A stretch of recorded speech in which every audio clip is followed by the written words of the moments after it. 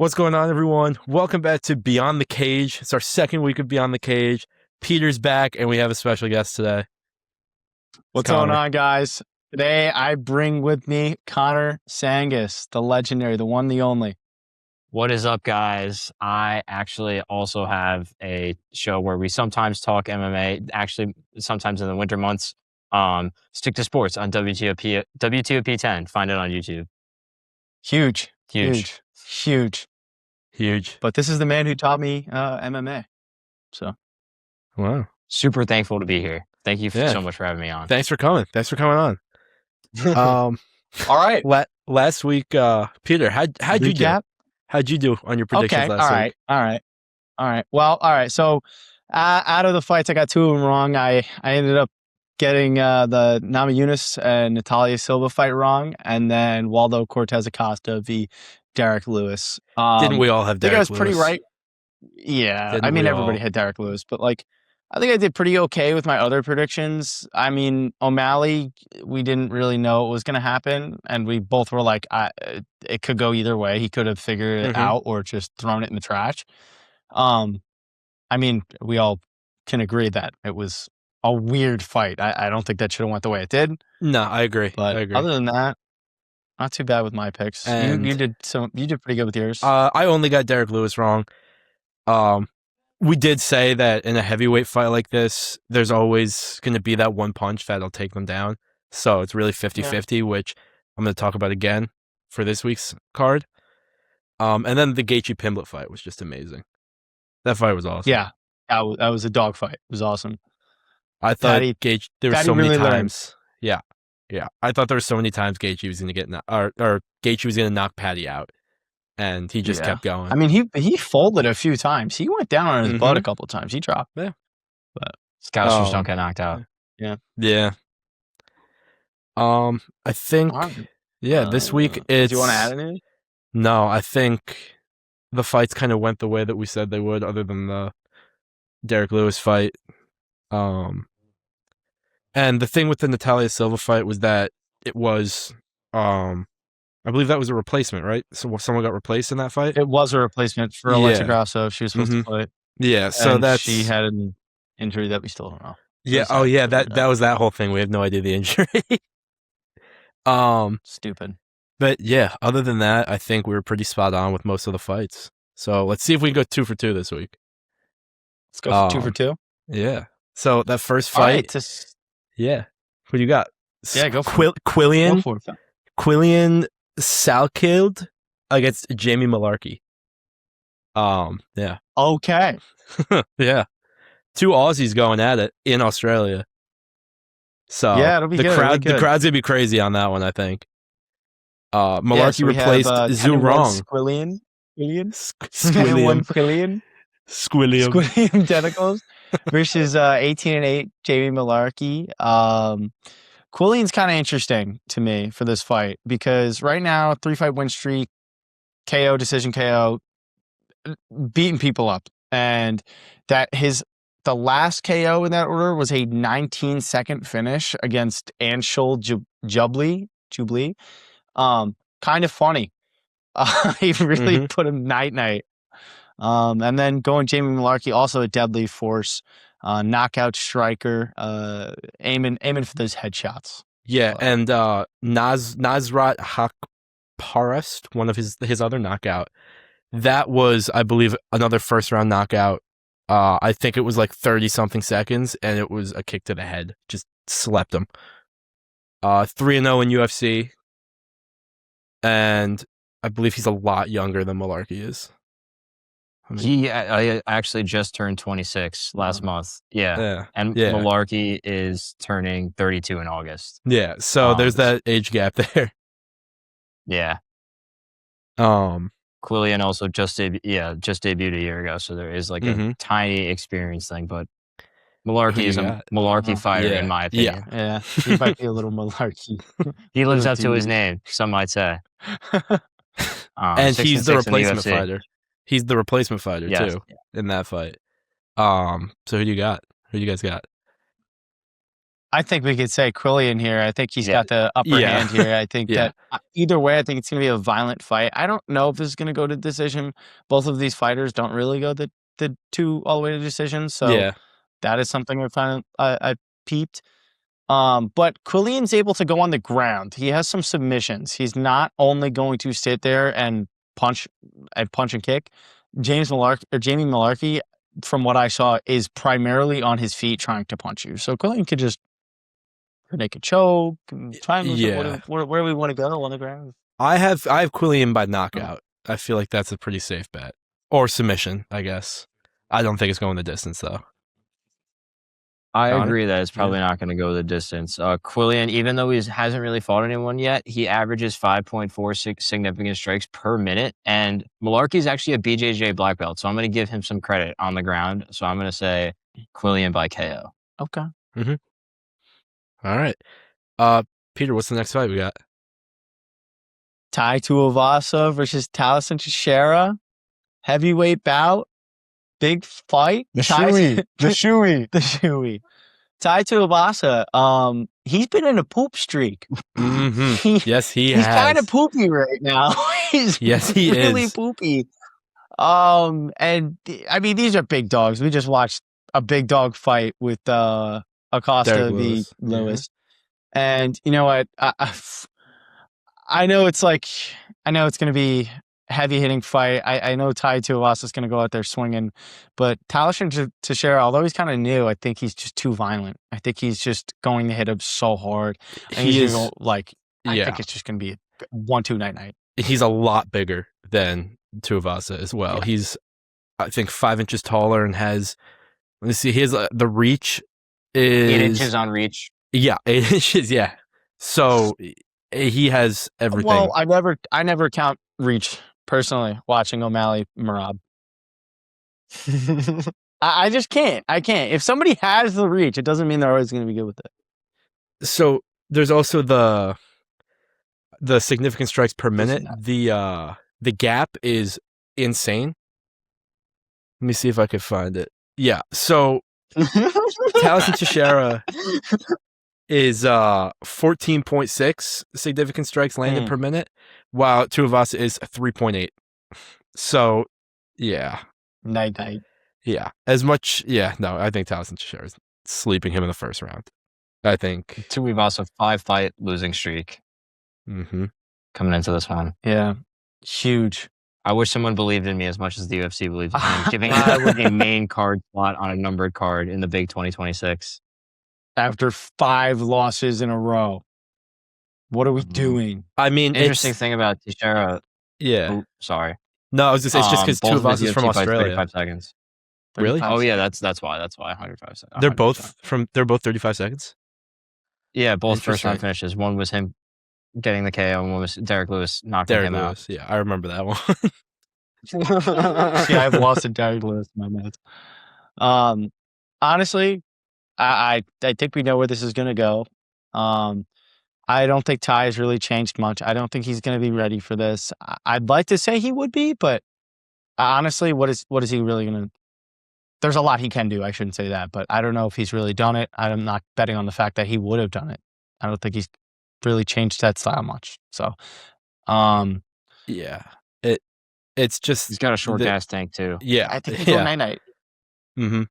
Now, like I said before, heavyweight fights, one punch will win you the fight. So it could go either way, but I think Teixeira's going to come out swinging. It's going to be done really quick. I think so too. It's going to be fast. Sparks are going to fly. Mm-hmm. We said that for Derek Lewis too. KO. Yeah. Loki. Yeah. At the house. Yeah.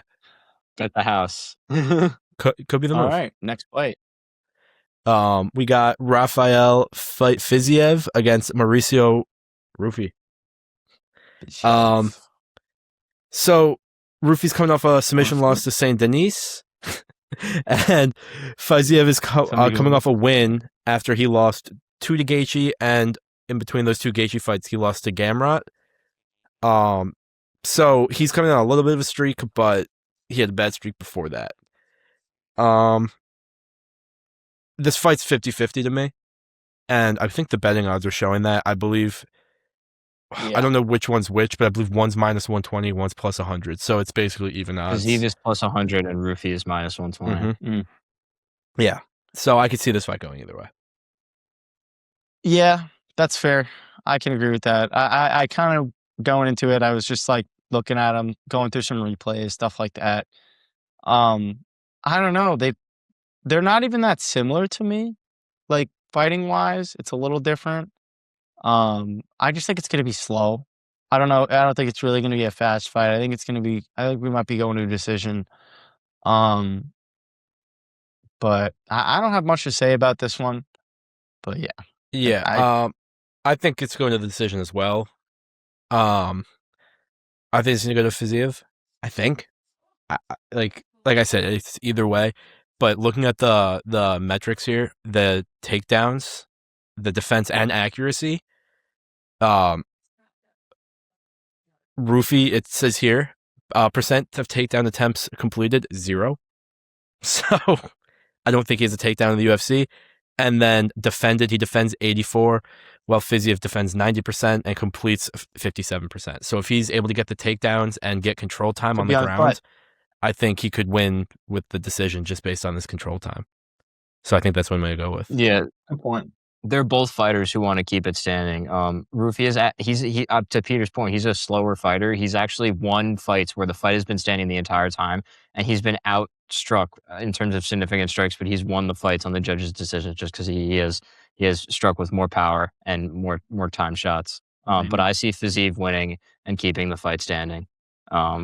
He throws at a higher volume. Yeah, and I agree. More incorporates kicks as well, so much more well-rounded Muay Thai aspect. Yeah. Peter, who do you have winning? Did you say? I don't remember. I'd go with Fiziev. Yeah, that's it. When I make my parlay, that's what I'm doing. I'll just say that. All right, fine. That's what I'm doing. I will disclose that. There you go. That's what I'm doing. But let's keep moving. Let's go to our next lightweight bout with Dan Hooker and Benoit Saint-Denis. Now, I'm excited. I like these two. I love Dan Hooker. Dan Hooker, he's fun to watch. Sparks fly. He's violent. He's gonna beat you. Like he's a legend in my opinion. He's been here for a while. Every fight's a dog fight. He likes to go out there. He likes to get rough and bloody and nasty. Benoit Saint-Denis, literally the god of war. Like he's going to just tear through you. French special ops. Literally French special forces. He's gonna just tear through you. He's a little like more methodical with it, but his punches hit hard. And once they're there, but I think it's gonna be a bloody fight. Sparks are gonna fly. Could go either way. I don't know if I really don't see it going very long. I agree. But I'll save my pick for points. I think Dan Hooker is the relatively significant underdog, if I'm not mistaken. And he's coming off a loss to Arman. It was a submission loss. Saint-Denis is on a 3-fight win streak. Dan Hooker in his home country, unfortunately on what are more than likely the last legs of his career. He turns 36 in 2 weeks. And he just never can seem to win the big fight. Like we saw, like I said, he lost to Arman. Yeah. And Saint-Denis, like I said, is coming off a 3-fight win streak after losing 2 straight by knockout. And I'm going to save my pick till the end of this fight. See what Connor has to say. I think it's going to be a brawl.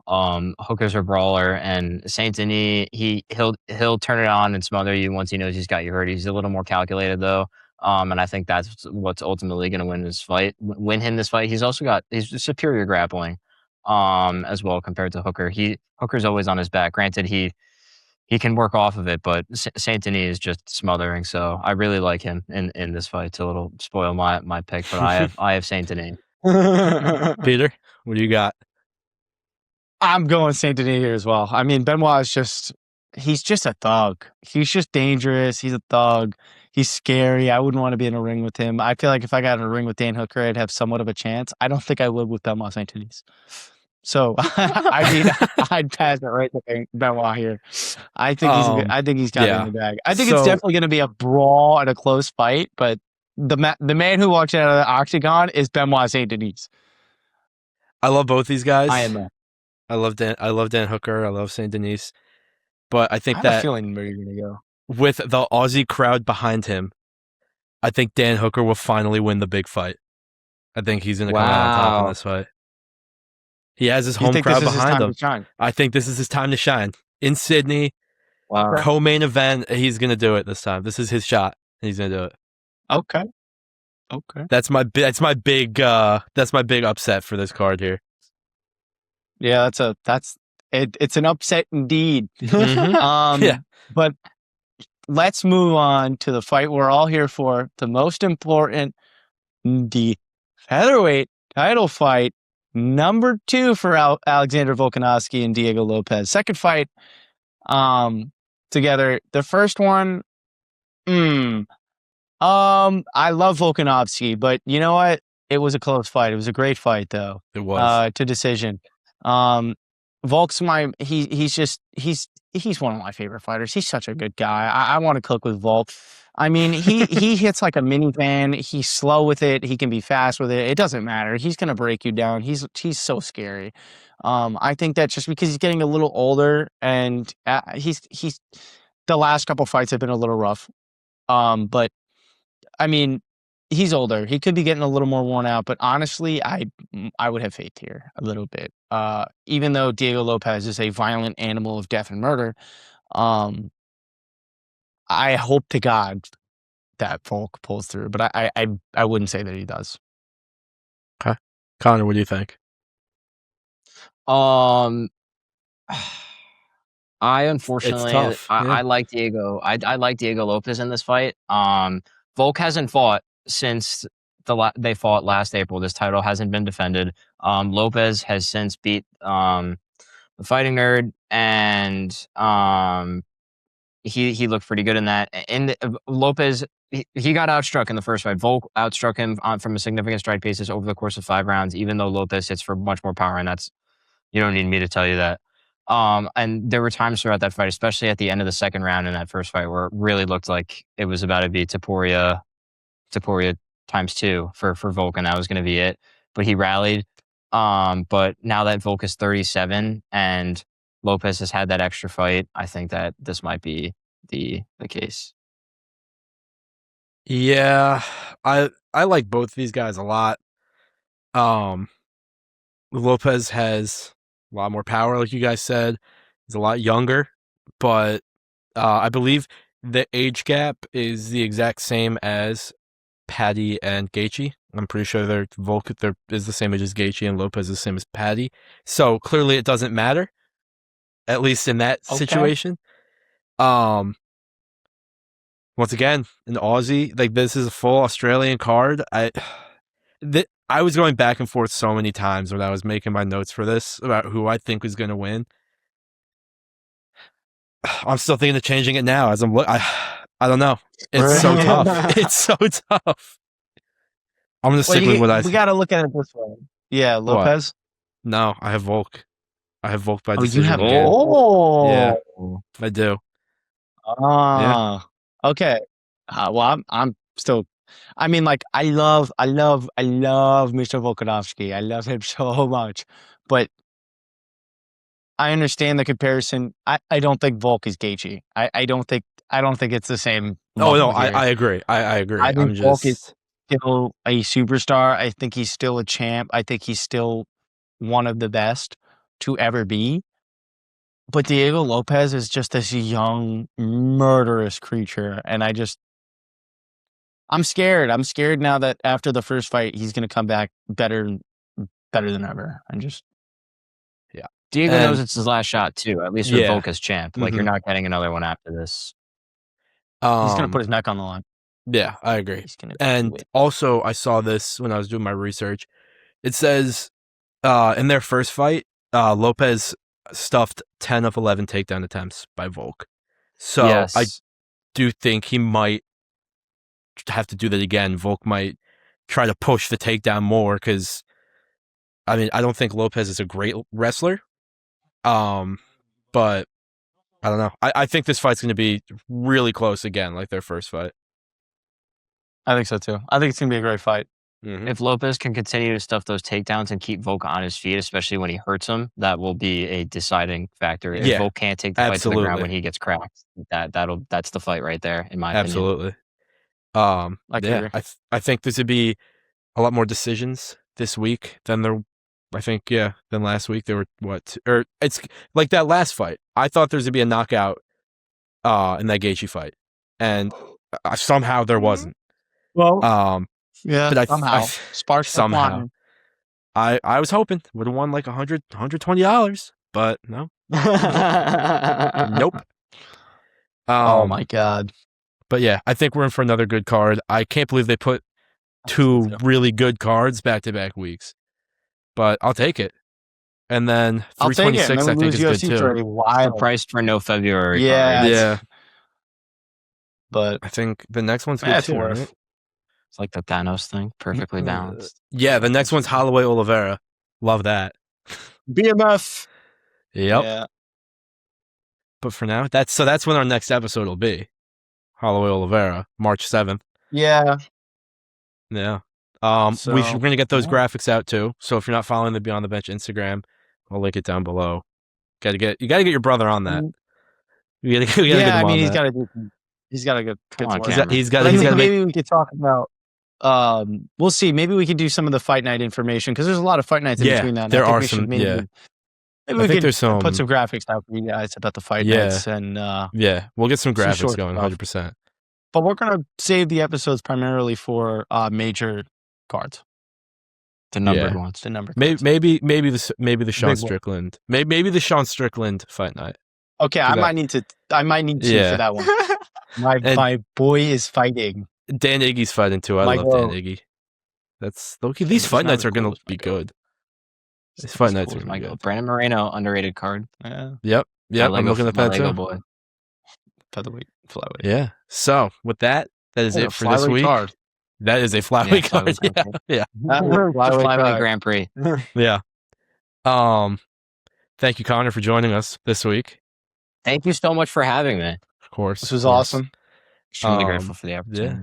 It was fun. I love doing these UFCs. He will be back. Absolutely. Thank you. But for now, that's it. Like I said, we'll get those graphics out. And we'll see you in March. Thank you, everybody. See you later.